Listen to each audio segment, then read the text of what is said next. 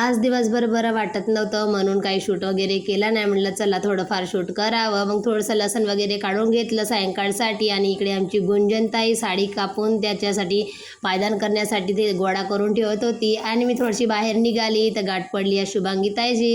ते म्हणाले की भरपूर दिवस झाले मी तुझ्याकडे आलीच नाही आणि तुने घर बांधलं तेही मी बघितलं नाही. मग ते आली घरी आणि पूर्ण घर वगैरे पाहिलं तर म्हणाली की खूप मस्त घर बांधलं. खरंच आपल्या कष्टाची कोणी जर तारीफ केली तर आपल्यालाही खूप बरं वाटतं नाही का.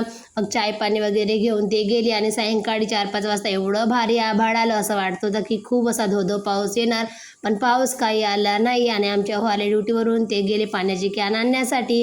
मग मी पटापट स्वयंपाक वगैरे करून टाकला. म्हणलं चला आता पोरं वगैरे शाळेतून येणार म्हणून पटकन स्वयंपाक वगैरे केला.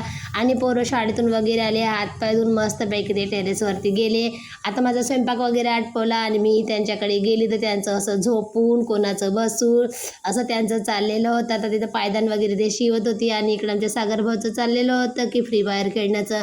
सायंकाळी असं काही वातावरण झालं, आभाळ कुठे गेलं काय कुठे गेलं काही माहीत नाही. चला अशाच नवीन व्हिडिओसाठी सबस्क्राईब करा. उद्याच्या व्हिडिओमध्ये भेटू. चला बाय.